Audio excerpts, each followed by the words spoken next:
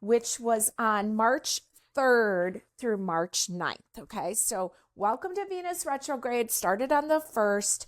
Time to look at your relationships, especially the one with money and the one with your self-worth. Now, we're going to move the clocks ahead this week, so that's super exciting. And on Monday the 3rd, I have written down, think before you speak.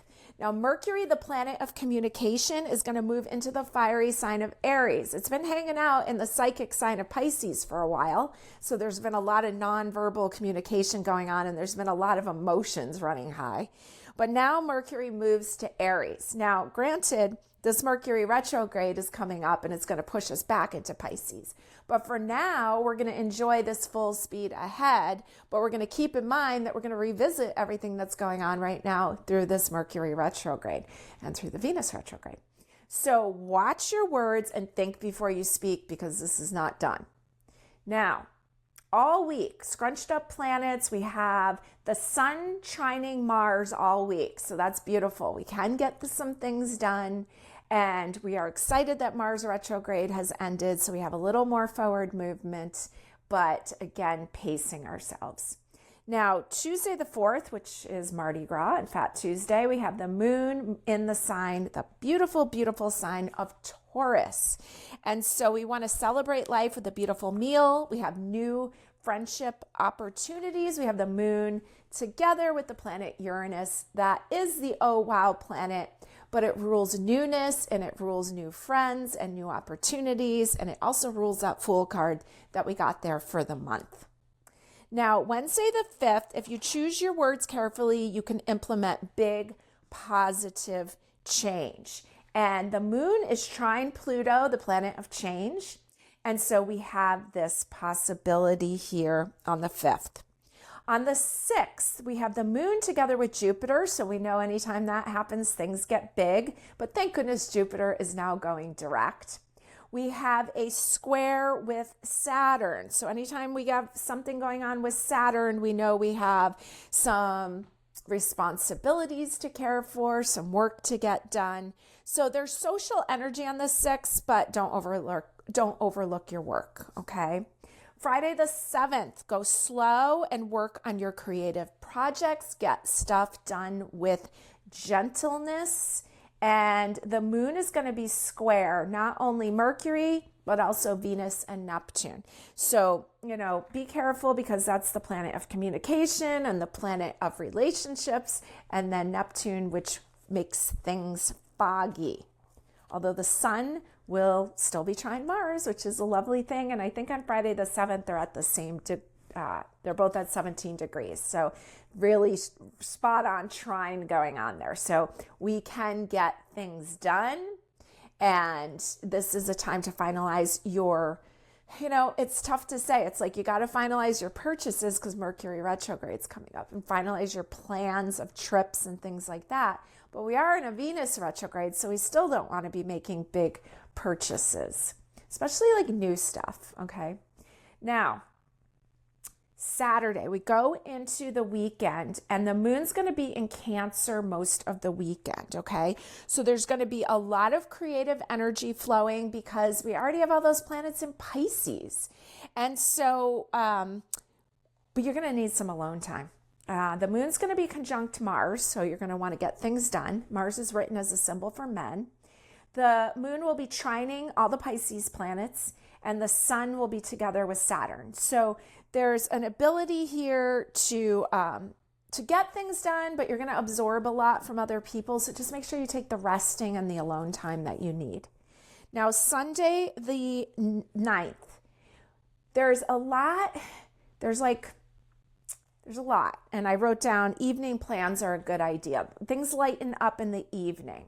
And it's also when daylight savings time begins. So if maybe you don't usually go out on a Sunday night, but this is a good time where you could go out because the energy gets lighter as we get into the evening hours, okay?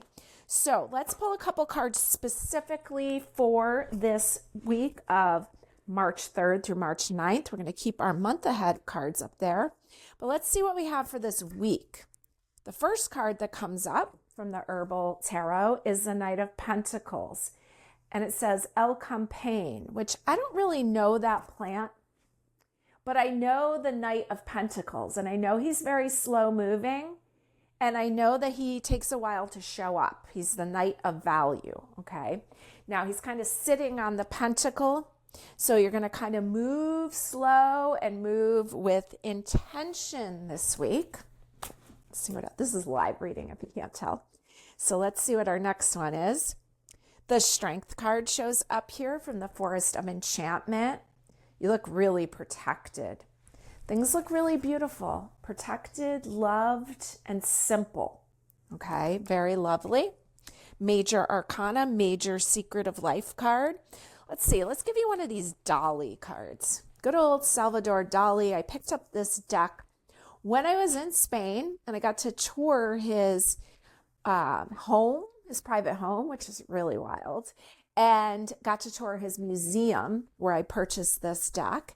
And he's a wildly interesting creature. And it was an amazing trip too. I took it with Sheila Height, my mentor, and I encourage you. She does a lot of trips. I think she has one coming up to Paris. I highly recommend it, but only if you're looking for like a full speed ahead, very spiritual experience. Okay. I have no idea what this card is. Let's see. It's Wands.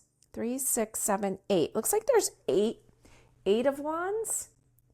And it almost looks like these guys are fighting. And we were talking about Mars being the god of war, and it almost looks a little bloody. Looks a little intense, but that's just paint. Interesting how all these cards have like red themes here. Let me push this back so you can see these a little better. And I'm going to pick an extra one for on top of that Dali one because that's a little bit hard for me to read. Let's pick an alternate card there for you. And it's the 10 of Wands. Okay, so it just looks like there's a heavy burden, right? The 10 of Wands, she's carrying a lot, trying to get up to what looks like Stonehenge up there. All right, there's a heavy burden. So these are both wands. She's showing a lot going on, and it shows like almost like friction with others. So go slow, take it easy, choose the simple pleasures, take your time, don't push it, don't get into arguments, okay?